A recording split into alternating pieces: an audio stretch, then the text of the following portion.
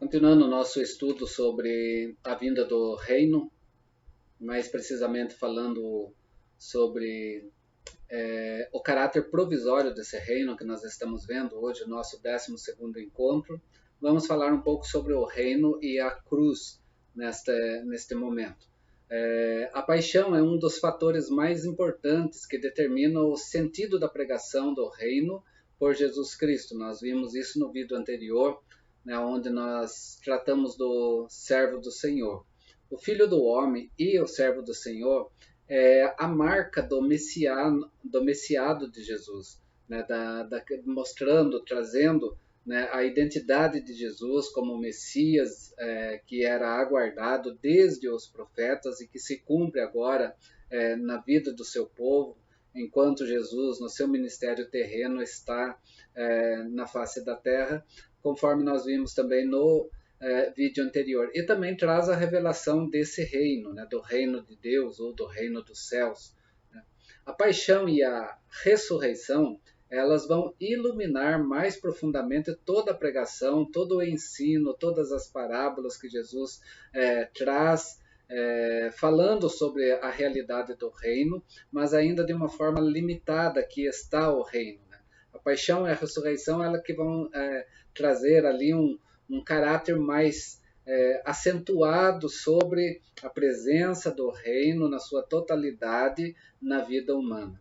Em Cristo, Deus defende o seu direito real e Deus traz também a sua salvação real, fazendo de Cristo o quê? O papel do Filho do Homem, do servo sofredor, sendo servo do Senhor, sendo esse servo obediente que também sofre, morre por muitos, conforme nós também vimos no vídeo anterior. Enquanto o sofrimento, morte e ressurreição não são um fato pleno ainda, não se realizou, o reino está se realizando, está se mostrando de uma forma limitada. É isso que nós estamos vendo até aqui.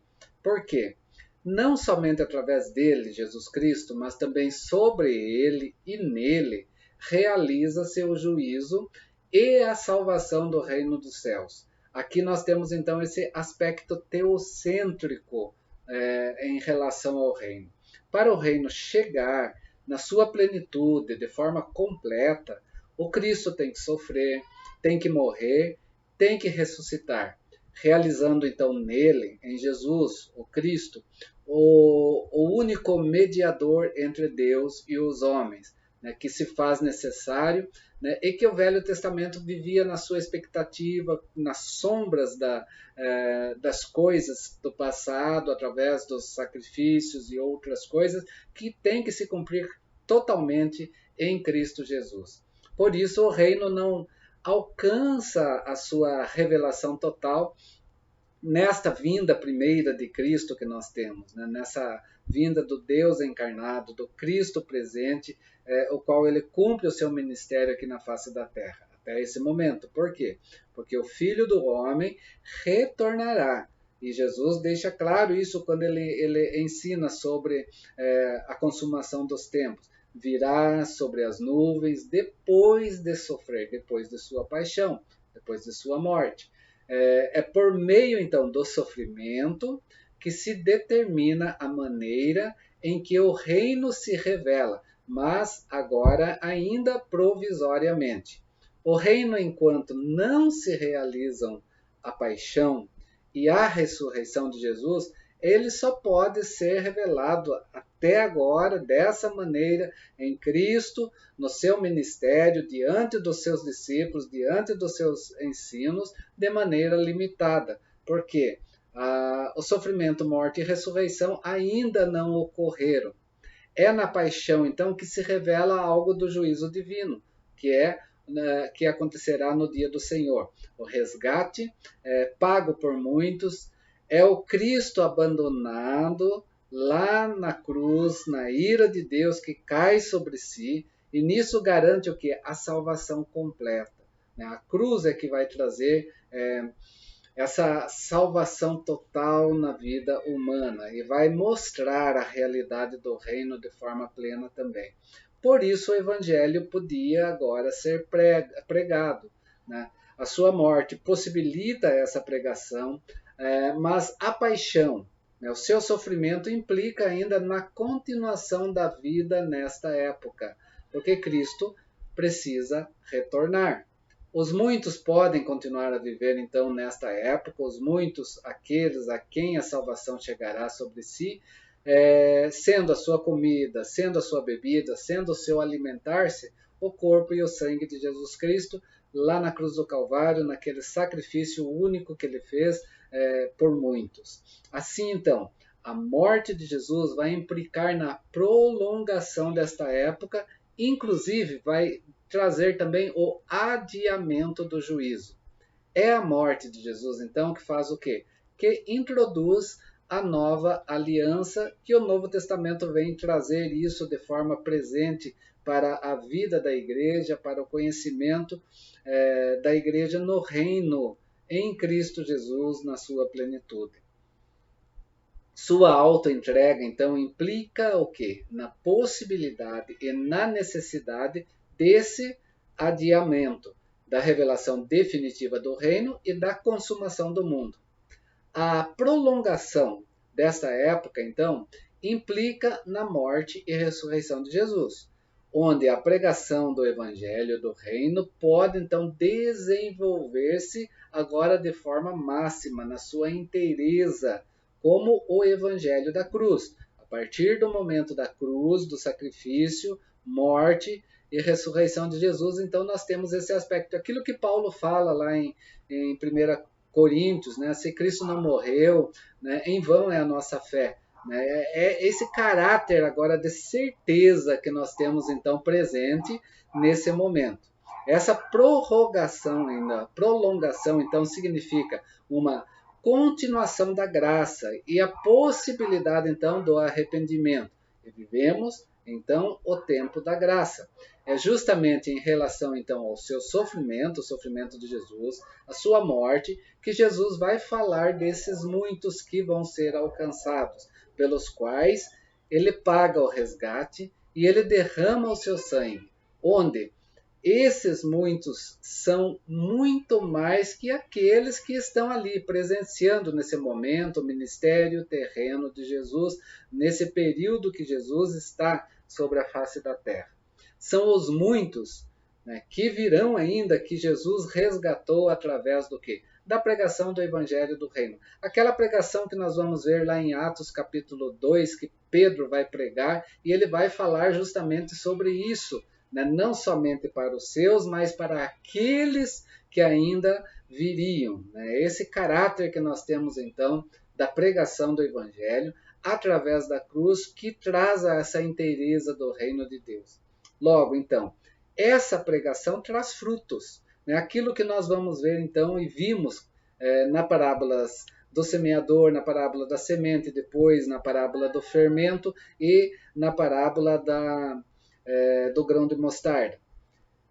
Nós vimos o que? Nas parábolas do semeador e da semente nos vídeos anteriores, que semear a palavra tem que ser baseado nesse fato da morte e da ressurreição de Jesus Cristo. Então é necessário que a paixão de Cristo, a sua morte, a sua ressurreição estejam presentes, embasado a partir daquele momento, então, né, de forma máxima, então, a pregação agora, né, nesse caráter do reino em Cristo Jesus e no aguardo do seu retorno.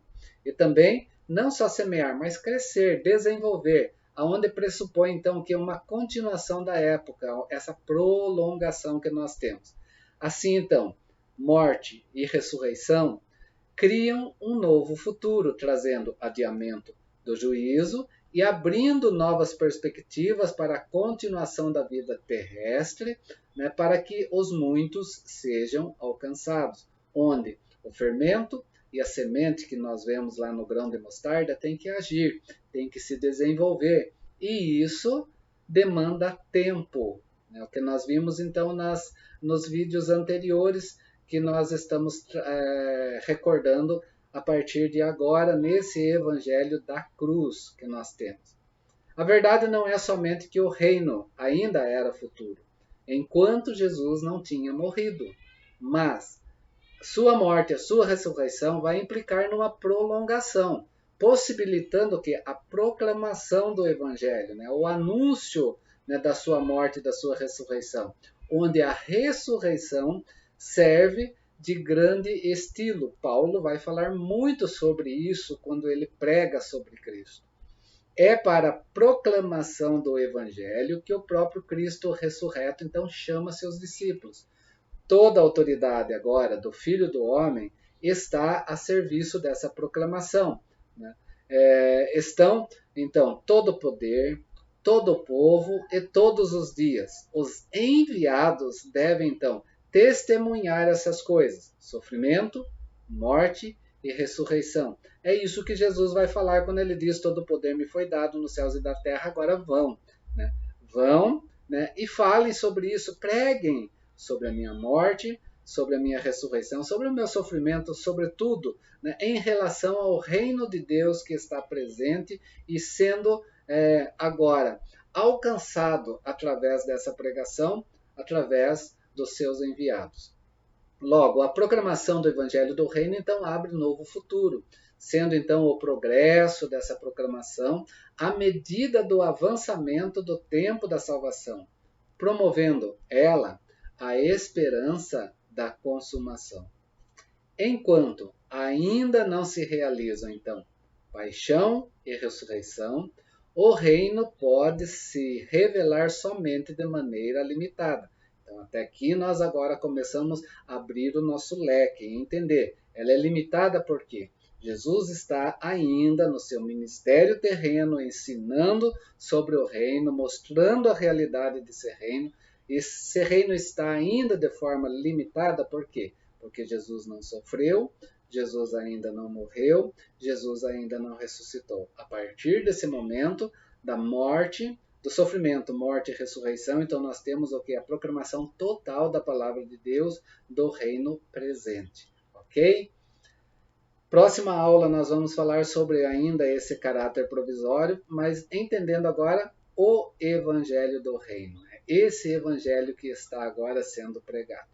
Que possamos prosseguir. Né? Os vídeos agora vão estar um pouco mais curtos, ou as aulas um pouco mais curtas, mas a intenção é que você volte novamente. Você não tem a apostila na mão, mas você tem a apostila aqui. Por isso que eu sempre trago, né, tudo escrito com os textos bíblicos para que você possa voltar, analisar texto por texto, entender o caráter do reino de Deus. Então, o reino de Deus que viria, o reino de Deus que veio e que se concretizará. Ok?